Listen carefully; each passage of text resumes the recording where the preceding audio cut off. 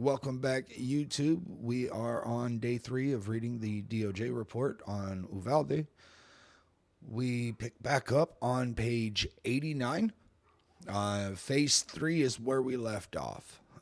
So we still have a good, 27 more minutes, almost 28 more minutes before the shooter is actually taken out. So we left off 2 days ago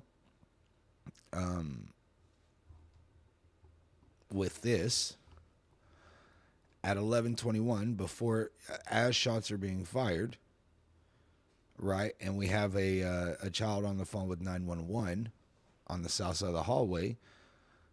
Zamora is heard saying he's communicating, followed by Arredondo shouting, "Can you hear me, sir? Can you hear me, sir?" He is literally shooting.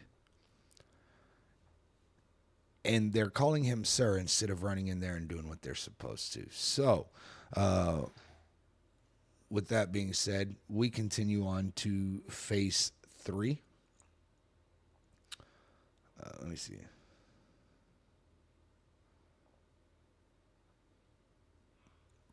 All right.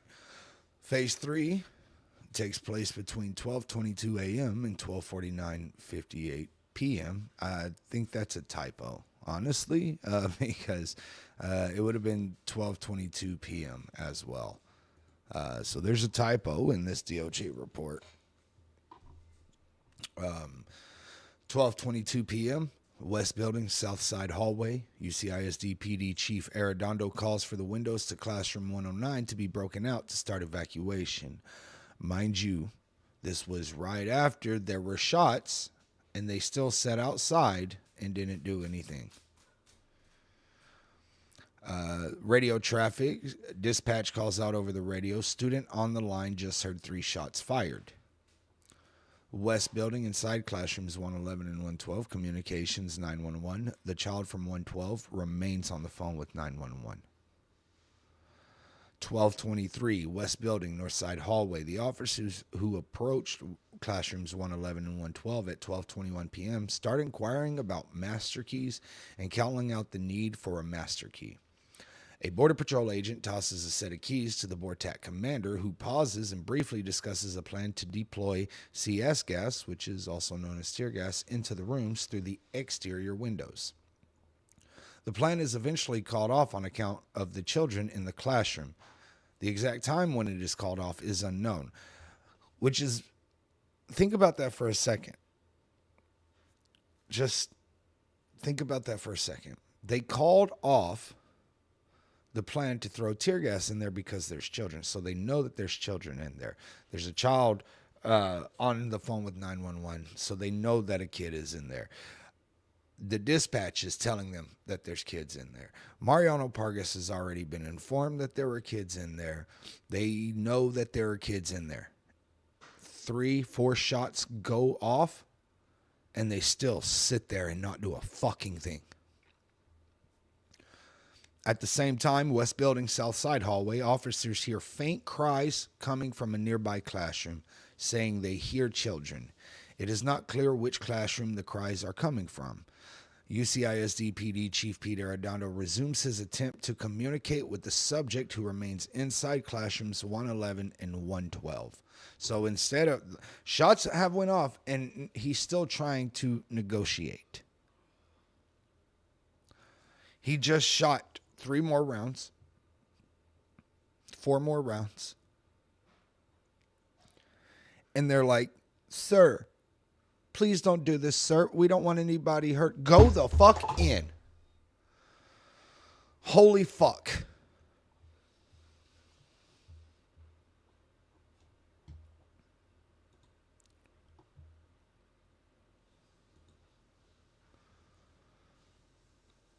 Holy fuck.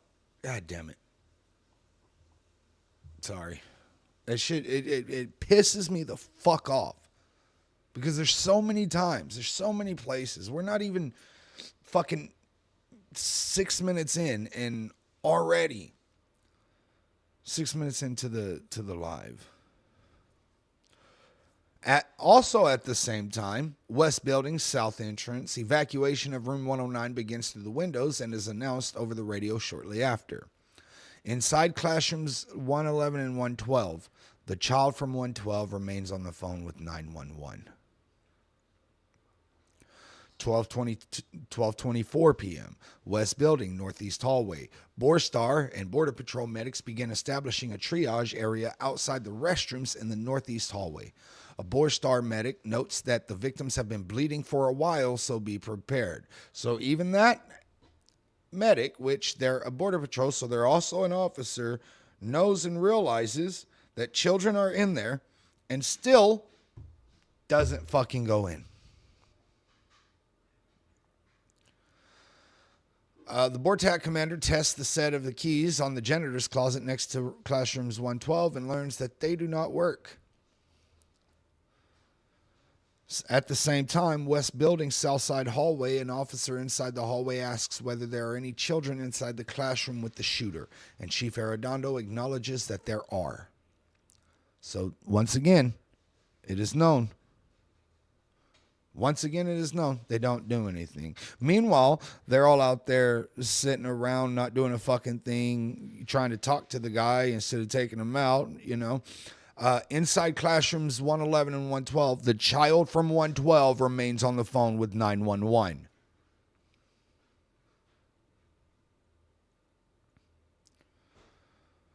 (12:25 p.m.) West Building, Southside Hallway. Pete Arredondo is on the phone asking for confirmation when the room is cleared. He is likely referring to classroom 109, which is the final room evacuated before law enforcement makes entry into classrooms 111 and 112.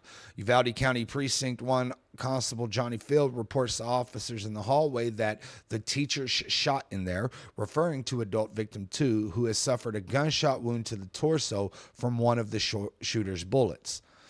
During that time, the child from 112 remains on the phone with 911. 12:26 p.m. West Building, Northside Hallway. Officers discuss the layout of the classroom, specifically whether they are connected. One officer indicates that the classrooms do in fact connect via an internal adjoining door, which is acknowledged by the BORTAC commander. West Building, Southside Hallway. Arredondo is on the phone explaining that they are trying to preserve the rest of the lives first as the rationale for evacuating the building before entering classrooms 111 and 112. The evacuation of classroom 109 is complete. The entire West Building has been evacuated with the exception of classrooms 111 and 112. 5 children evacuate to the funeral home, likely from classroom 109. An unknown officer advises over the radio that there is one shooting victim in an ambulance. And at the same fucking time, the child from 112 remains on the phone with 911. 12:27 p.m. West Building, Northside Hallway. The BORTAC commander reviews the map with the game warden. The map is later found to omit some details, including the adjoining doors between classrooms 111 and 112. West Building, Southside Hallway. Arredondo is on the phone with another responding officer is on the north side of the hallway. Arredondo gives the go-ahead to make entry into classrooms 111 and 112, stating, "What team? Got a team ready to go? Have at it." He then begins explaining aspects of the building in the classroom, stating that the door is probably going to be locked and that he is going to try to find some keys to test. At this point, the need for keys is the focal point of entry into classrooms 111 and 112 for the first time during the response. At the same time, the call with the child inside room 112 finally drops.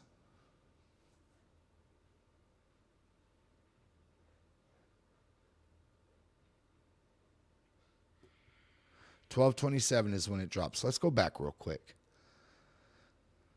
Let's verify when it started.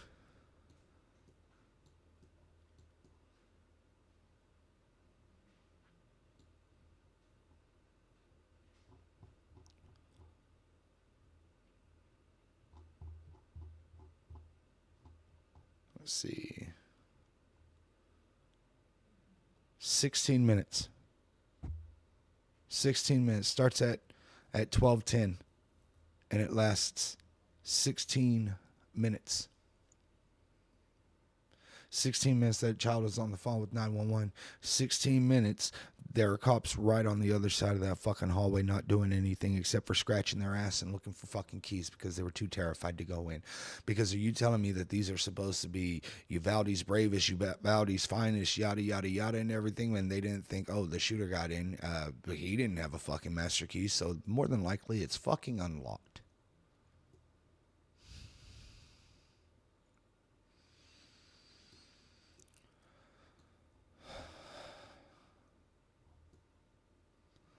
All right, let's get back to where we were.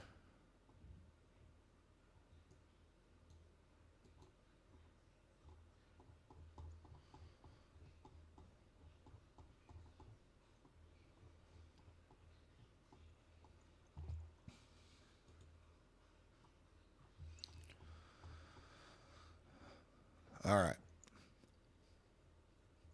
1228. West Building, North Side Hallway. Officers await for another key to arrive. A deputy marshal calls out over the radio to bring a Halligan tool. Sheriff Nolasco states that there needs to just be one person making calls or radio communication from inside, and that right now there are too many. I wonder if this is before or after he got the call that there were 8 to 9 kids still alive, and he just walks off. I wonder when. During that time on the South Side hallway, UCISD PD Chief Pete Arredondo calls someone and relates that the master key he obtained earlier are not working, stating that a custodian may have a set that works. He then relays the information to Constable Zamora and directs him to obtain the keys, describing whom to look for.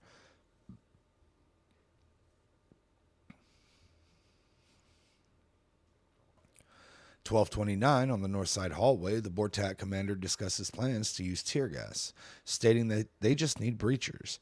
They discuss with another Border Patrol agent that the master keys are not working and that the subject is shooting at the door every time someone gets close to it, repeating what they heard from other officers on the scene. West Building, South Side hallway, Arredondo communicates with officers in the hallway, stating that they have cleared all of the rooms except for the one where the shooter is. He points out that there are 2 doors and that the room they need to go into is 111, referring to it as the south door. Someone asks if the rooms are joined, and Arredondo replies that it is just a wall between them. Here's the thing, though. How did they know? They said that they didn't know what room the killer was in, period, right? Like, we hear that a lot. Well, it could have been this, it could have been that. But during this time, at 1229, Arredondo says that they need to go into room 111.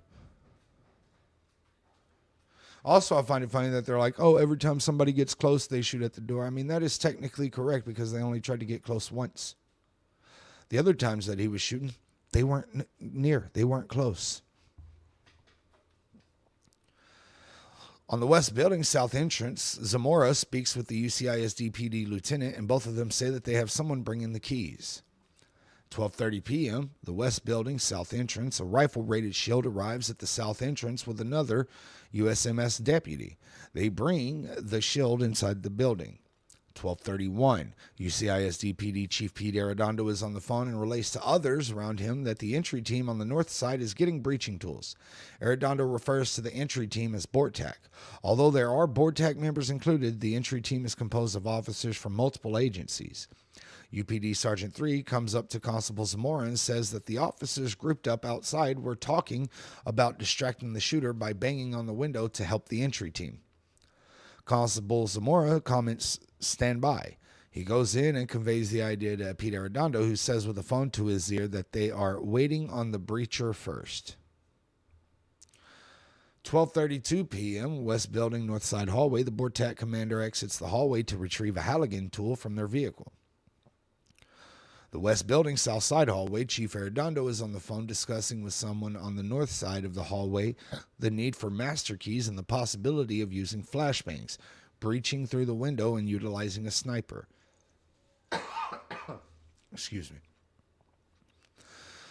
12:33 p.m., an unknown officer advises over the radio that EMTs from Brackettville are arriving, asking where they should stage. Dispatch advises over the radio that San Antonio Police Department SWAT is en route and 30 minutes away. 12:34 p.m., West Building, Southside Hallway. Officers discuss the nature of the situation. One asks whether there are any victims in the room with the shooter, which is confirmed by UPD Sergeant 1 and another officer. Constable Zamora inquires about the location of UCISD PD Officer 2, who is bringing the keys, and learns that the officer is on the other side of the hallway. Border Patrol EMTs advise that they have arrived and asked where they should go.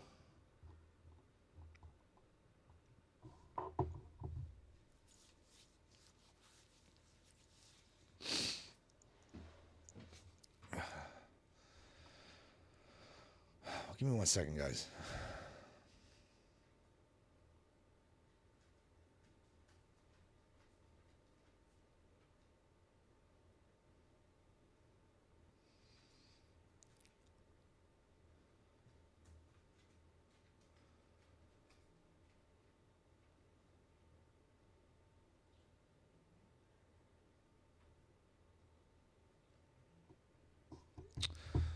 All right. 12:35 p.m., the BORTAC commander re-enters the north hallway with a Halligan tool and heads towards classrooms 111 and 112.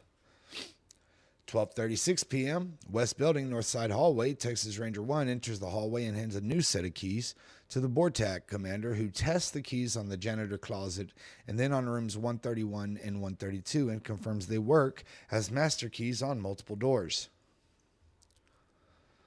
West Building, South Side Hallway. Officers on the south side of the hallway can see the key that arrived on the north side being tested on the janitor's closet and working.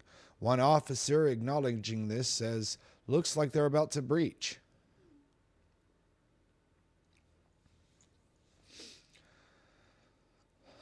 $12:37 p.m. Give me 1 second.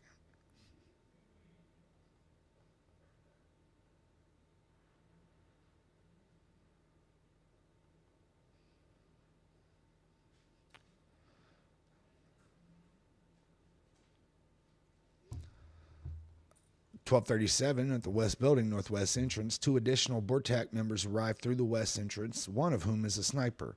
The BORTAC commander meets them near the T intersection and they discuss the situation. According to interviews around this time, the BORTAC commander decides to see if the sniper can get a visual on the subject and potentially eliminate the threat.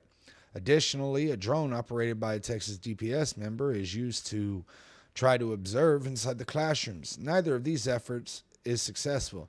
These actions likely occurred during the gap in time between the retrieval of working keys and the eventual entry into rooms 111 and 112. So that's what's fucking crazy, is that why didn't it work? Could they not see through the glass? Why don't they just shoot the glass out real quick? It's almost like they didn't fucking try. Right? It's almost like they didn't fucking try.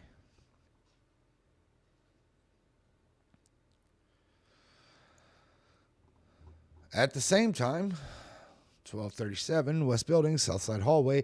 Arredondo is on the phone stating that the keys should be tested on other doors before using them to enter classrooms 111 and 112. He then continues attempts to communicate with the subject, this time using the subject's name. 12:38 p.m., West Building, Southside Hallway. Constable Zamora tells Chief Arredondo that Texas Ranger has the keys on the other side of the hallway. West Side Building, North Side Hallway, 12:39. Law enforcement medics continue setting up medical triage. Multiple stretchers have been brought into the hallway. 12:40 p.m. An unknown officer states over the radio that they're going to need help for security at the Civic Center, which is being set up as the Reunification Notification Center. 12:41 p.m., West Building, North Side Hallway. Officers are calling for masks with the expectation that gas is going to be used for the entry.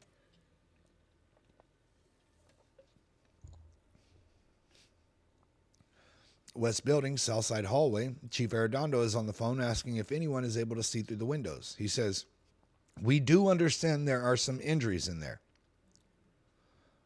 Let's say that again. He says, "We do understand that there are some injuries in there." So he knows it. He knows it. And he doesn't do a fucking thing about it.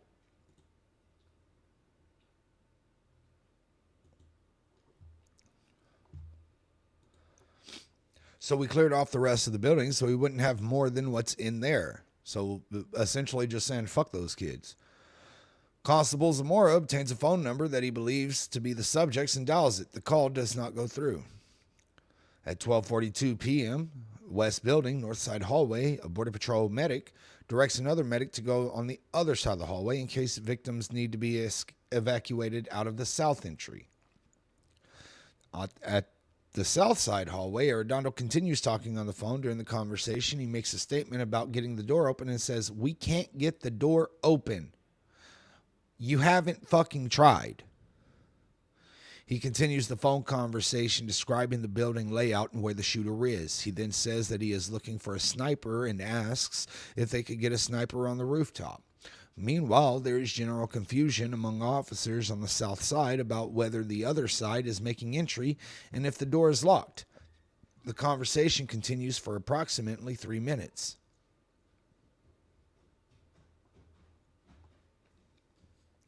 Radio traffic, UPD Lieutenant 2 advises that a command post has been set up at the funeral home.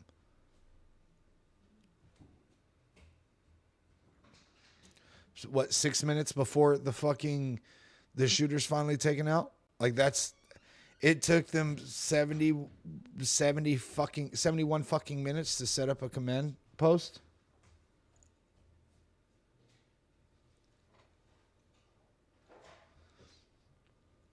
12:43 p.m., West Building, North Side Hallway, one of the rifle-rated shields is passed down the hallway towards the stack outside the doors to rooms 111 and 112. The West Building, South Side Hallway, the conversations among officers continue. Someone asks about the key, and UPD Lieutenant 1 notes that the entry team has it. Gesturing down the hallway towards the south side, someone refers to approaching the doors to rooms 111 and 112 as a death sentence.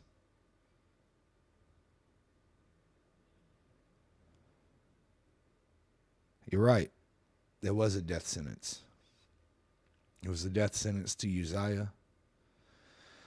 It was a death sentence to the other kids in that class, in both of those classes. It was a death sentence to the teachers. It was a death sentence to all of them. But it wasn't a death sentence to y'all.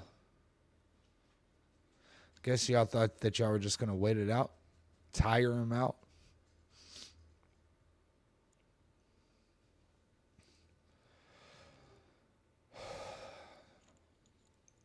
Arredondo says that door is a door I bet you was unlocked. We tell him, although the focus on both sides of the hallway is the doors to classrooms 111 and 112.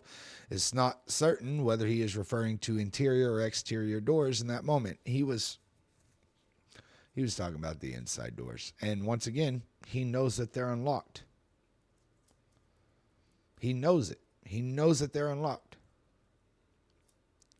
My son has been fucking sitting there fucking lifeless for the last hour and 11 minutes. He knows that the door is unlocked and they're too terrified to fucking go in.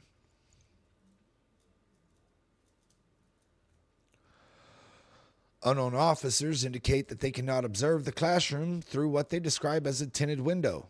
Another officer indicates the window screens are down. Shoot it. 12:44 p.m., West Building, North Side Hallway. Border Patrol and Texas DPS medics continue to coordinate triage at the Northeast Hallway. 12:45 p.m., West Building, Northwest entrance. Multiple officers and EMTs are staging at the Northwest entrance door. West Building, South Side Hallway. Arredondo continues to speak on the phone, stating that they need to breach and they need a key. UPD Sergeant 1 and UPD Lieutenant 1 inform him that the keys are on the other side. Arredondo learns from the person on the phone that the key works and then says, if you are ready to do it, do it, while also suggesting a distraction be created via the window. 12:46 p.m., West Building, North Side Hallway. Officers on the north side of the hallway observe and call out that the entry is occurring. Arredondo says, on the south side hallway, Arredondo says, door open, while another officer in the hallway says they're going in. Radio traffic, an unknown officer advises over the radio that DPS SWAT is on the scene at the southeast corner of the campus. Another unknown officer states, "All copy, we are going to attempt to open the door."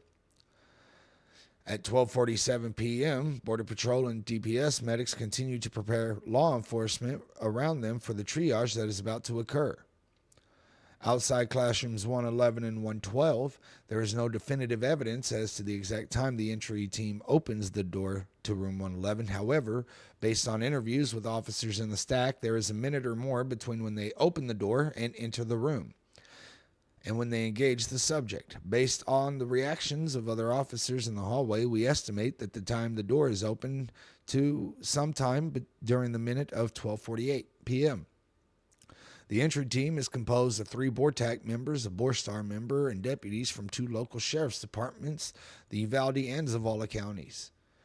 There is 1 shield in the stack, which has been provided by the USMS and is rifle rated. The first officer in the stack, the BORTAC commander, puts the key inside the door and turns it, pulling the door towards them and opening it. As the entry team prepares to move in, the door begins to swing closed. 1 team member attempts to move a chair against the door to prop it open, but the door is too heavy, and eventually another member of the entry team simply holds it open as the team makes entry. A second entry team, also composed of officers from multiple agencies on scene, is initially stacked up on the opposite side, outside of the door to room 112.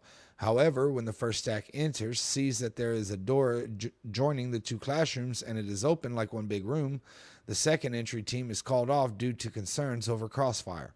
Instead, the second stack moves in directly behind the first stack through the door of room 111, but never make entry due to the door closing behind the first stack.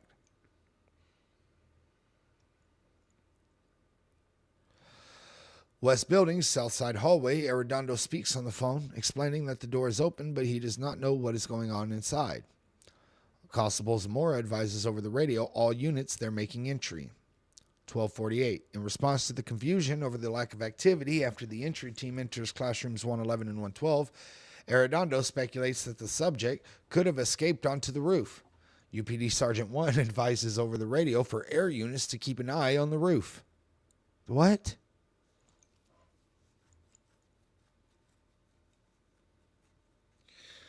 I'm going to be Arredondo. I got a question. You're like, he must have gotten on the roof. Do you think that roofs aren't, like, solid? Like, how do you think that he got up onto the roof? So, okay, he climbs into the ceiling area and everything. On commercialized buildings, like schools, that you can't just go to the roof like that. What are you talking about? What the fuck are you talking about?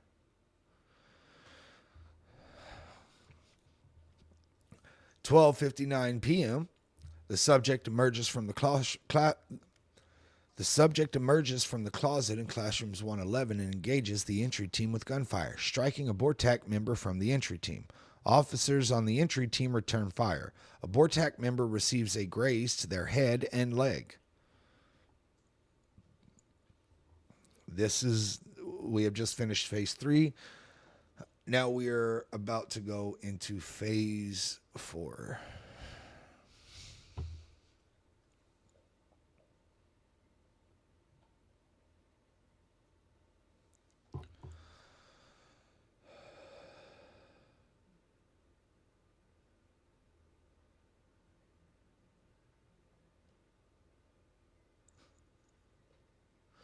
That's why there's always one thing. You'll always have somebody come in while we're doing this, while we're literally just talking about UValde, right? Come in here and say some of the dumbest shit ever. I would tell them to read a room. They don't know how to do that. I'd tell them to read a book, but they also don't know how to do that. Unfortunately, these are the same types of individuals that became law enforcement and worked at UValde during this situation. So my expectation for ignorant people like this is not very high.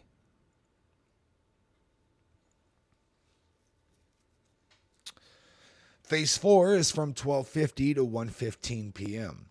Phase 4 comprises the time period following the entry into rooms 111 and 112 through the completion of medical triage and evacuation. 12:50, West Building inside classrooms 111 and 112. A barrage of gunfire continues from inside the classrooms and the subject is killed. I just want to put this into everybody's mind real quick. I think we found out that it was 35 rounds shot by the officers. And there was over 100 and something shot by the shooter. So from the time he walked in there until the very end, he shot over 100 some odd times. During that whole time, the cops didn't do a fucking thing until the very end. And then they want to cry and boo-hoo and complain, be like, oh, I got grazed on my leg. You walked in there, my son was dead. Lying in a pool of his own fucking blood. All because you failed. The school failed. The county failed. The city failed. The state failed. Our fucking federal government failed. But you want to whine and cry and shit.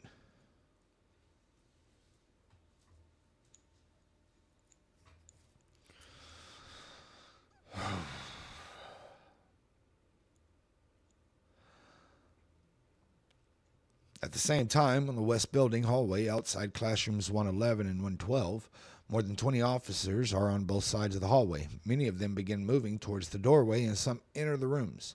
Officers near the T intersection begin moving forward but are stopped by a law enforcement medic. Many officers crowd the doorway and hallways, preventing egress. Officers throughout the hallway call for EMTs, yell that kids are coming through, and ask for help to get them out. The first victim is carried out of the classroom and brought up on the north side of the hallway and out of the northwest door. A radio call-out states that the subject is down and EMS are needed in room 112. Why do you think that EMS was not needed in room 111?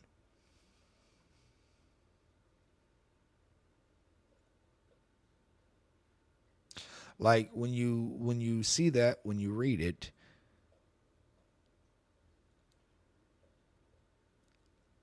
it doesn't seem very odd. But then when you sit and think, why only in room 112? It's because they waited that fucking long, and every single person, every single child in 111 was already dead.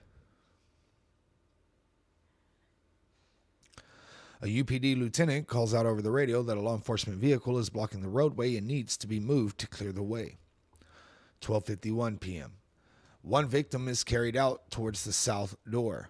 Officers pick up victims, remove them from the room, and carry them into the hallway. Officers continue shouting for EMTs and for the room to be cleared. More law enforcement medics positioned at the T intersection rush towards the classrooms where there are 33 children and 3 teachers inside. A total of 9 victims are carried and moved out by law enforcement to the T intersection. 4 are brought towards the northwest door and positioned outside of rooms 131 and 132, and 5 are brought over to the triage area in the northeast hallway. 9 child victims walk or run down the hall, escorted by law enforcement. Several of them were already fucking shot as well. That the cops still made walk and or run down the fucking hallway. They were shot. Think about that.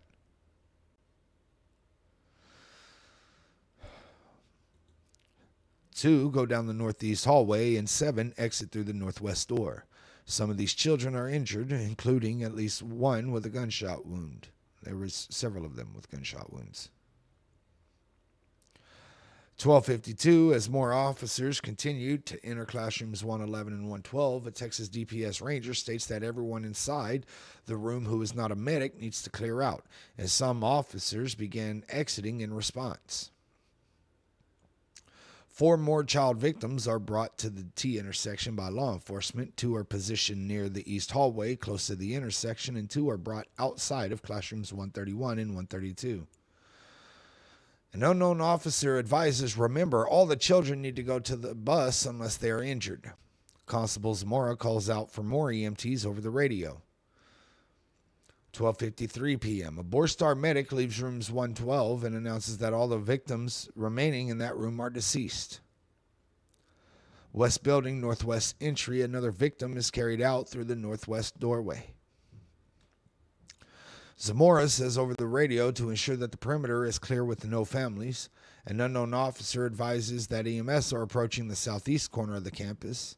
Radio traffic advises that Alamo EMS are en route.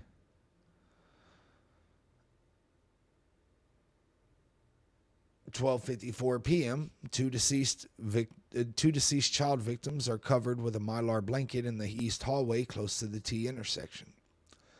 12:55 p.m., Pete Arredondo asks for tactical units to help clear rooms one more time. Sheriff Ruben Nolasco, approaching the area, announces the need to start securing the exterior doors to keep people from coming in. EMTs approach the doorways with a stretcher and are informed that they will not be needed inside the classrooms. Why do you think they won't be needed inside the classrooms?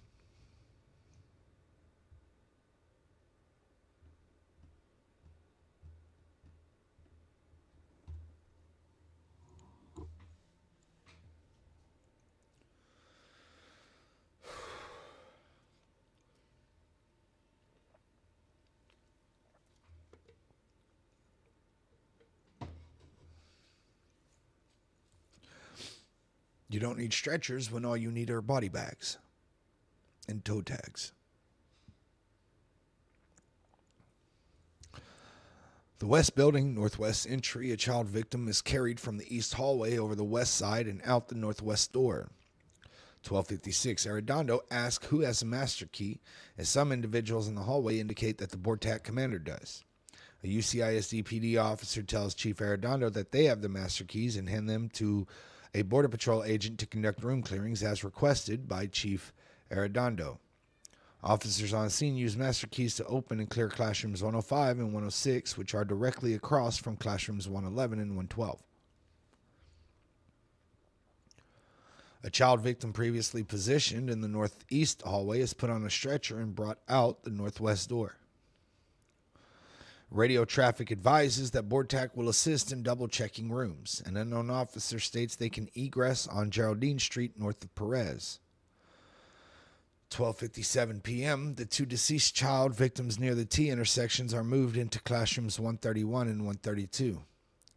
Constable Zamora starts telling officers in the hallway and those near the northwest door that the hallway needs to be cleared. Officers are with the victim outside of the south door performing chest compressions. An unknown officer advises that more officers are needed to come help with parents and family members and provide crowd control at the perimeter. Another unknown officer inquires about air evacuation, stating the helicopters need to start landing at the school. 12:58, the West Building, Southside Hallway, UPD Sergeant 1, now with the master keys, opens the door to classrooms 104. Officers from various agencies clear classrooms 103 and 104. Two Texas DPS troopers are on a school bus brought in to assist with evacuation. 6 child victims have been evacuated to the bus, 2 of whom have gunshot wounds. The bus brings all 6 of the children to the hospital. 12:59 p.m., West Building, Southside Hallway. Officers enter and clear classrooms 108 and 102. 1 p.m., West Building, Southside Hallway. Arredondo calls for all entrances to be blocked off. Giving this direction to the UPD Sergeant 1, Chief Arredondo is on the phone with an unknown individual discussing taping off the entirety of the school grounds for the crime scene. Arredondo reiterates that no one should be entering. 1:01 p.m., West Building hallway outside classrooms 111 and 112. Sheriff Nolasco calls Chief Arredondo over to introduce him to a Texas DPS captain who states, "We are here to help." Chief Arredondo replies, "Thank you." Arredondo tells Nolasco and the Texas DPS captain that they are closing off the crime scene. They continue discussing the status of the building and room clearings. Nolasco mentions a room that may not yet be cleared, and Arredondo responds that Fields is clearing the rooms. 1:02 p.m., West Building hallway outside classrooms 111 and 112. Officers attempt to walk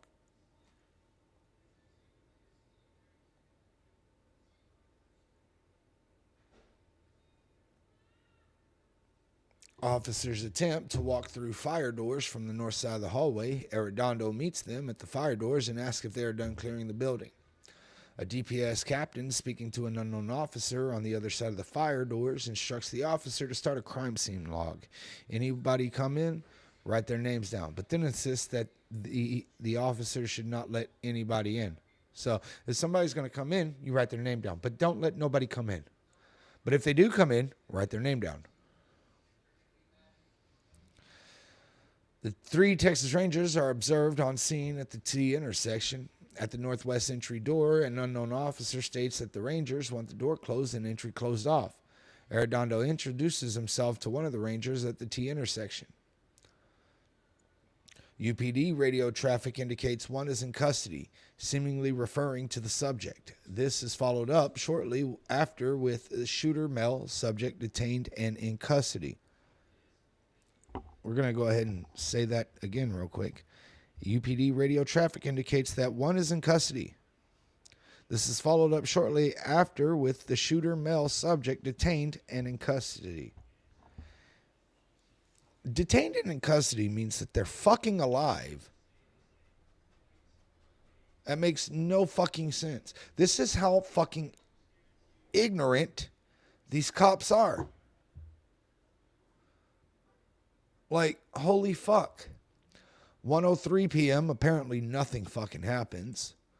1:04 p.m., updated radio traffic states that there are multiple deceased victims and multiple injured and that EMS are working on the scene. It also states that the shooter is deceased. Give me 1 second, guys.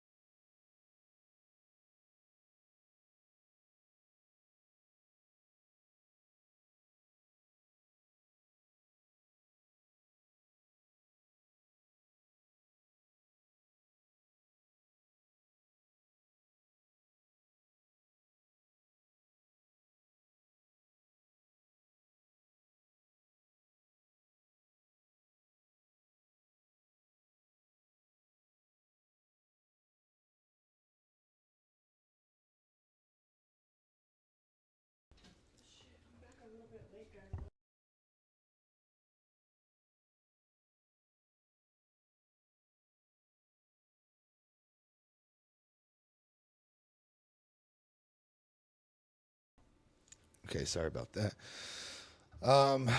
Let's see. 1:04 p.m., updated radio traffic states that there are multiple deceased victims and multiple injured and that EMS are working on the scene. It also states that the shooter is deceased. 1:05 p.m., West Building, T intersection, Chief Arredondo approaches the Texas Rangers and inquires about obtaining assistance with resources. One ranger replies that a captain and a lieutenant outside of the northwest door are establishing a command post and that Chief Arredondo can address his request to them. An EMT enters through the northwest door and confers briefly with a ranger before entering classrooms 131 to confirm the deceased. Shortly after, a second medic is requested to the same room.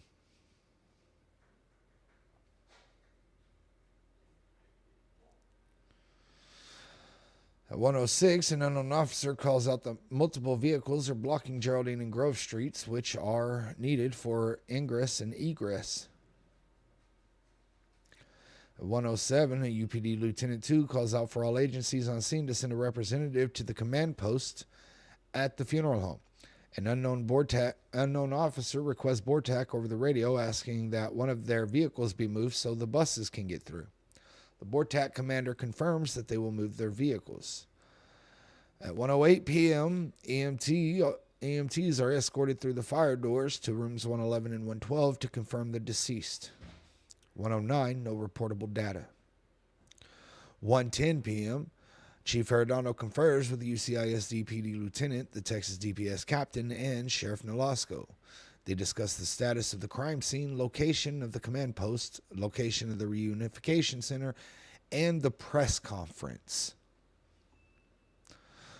Multiple other officers convene at the location, including 2 Texas Rangers, one of whom was on scene during the incident. There is a deceased victim on the ground outside the doorway on the exterior of the building, and Arredondo expresses the need to cover the victim up. At 1:11 p.m., law enforcement personnel from multiple agencies, including UPD, DPS, USMS, begin to establish an incident command post after the shooting. More radio traffic requests Border Patrol to move their vehicle, which is blocking an ingress-egress route. Shortly after, radio traffic states that a Border Patrol agent has arrived and is moving the vehicle. 1:12 and 1:13, there is no reportable data. 1:14 p.m., a Texas Ranger states that the Rangers are setting up the command post at the funeral home. They asked Arredondo if he is okay with that, to which Arredondo responds, "That's fine, let's do it." At 1:15 p.m., radio communication states that no additional ambulances are needed at the location of Robb Elementary.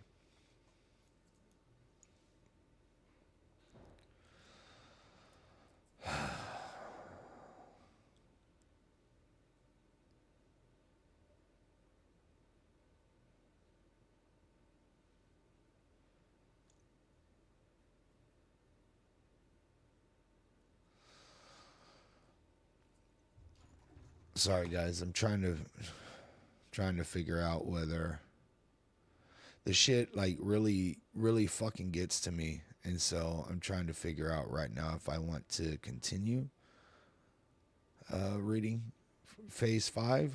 We already read Phase 3 and Phase 4 today, or was it just Phase 4? Might have just been Phase 4. The Phase 4 is obviously the hardest one.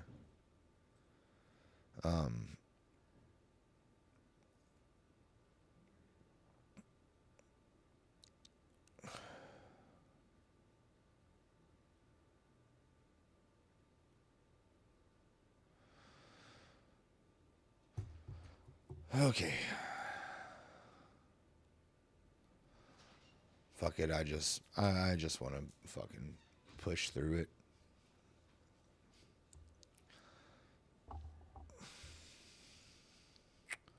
Phase 5, 1:16 p.m. to 3:15 p.m. Phase 5 comprises the time period from the beginning activities of the investigation and establishment of investigative command of the scene through a secondary threat at the high school.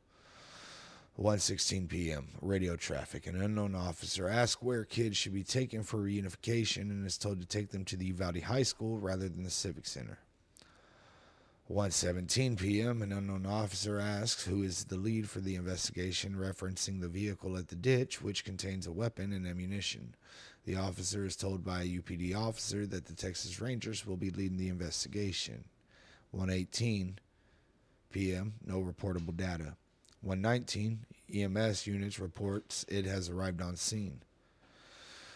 1:20 p.m., no reportable data. 1:21, Arredondo receives a phone call from an unknown individual to whom Arredondo conveys that they are establishing incident command at the funeral home. He further states that DPS has everything it needs and is helping, and that UCISD-PD is going to work the investigation in conjunction with the DPS. Arredondo departs shortly after, stating to the individual on the phone that he will walk to them. 1:22, law enforcement personnel at the command post, which is at the funeral home, begin to implement incident command system protocols. 1:23 and 1:24, there's no reportable data. 1:25 p.m., UPD Lieutenant 2 states that the subject's vehicle at the ditch needs to be secured and wrapped up in police tape. 1:26 through 1:30, there's no reportable data. 1:31, West Building, Southside Hallway, a Texas Ranger moves a deceased victim from outside the south door back into the school building. A Texas State Trooper takes a statement from UPD Sergeant 1. Law enforcement and personnel at the incident command post begin to establish a unified command system. Radio traffic. A UPD sergeant advises that 40 children still need to be transported. An unknown officer responds that they can escort one of the buses to the children.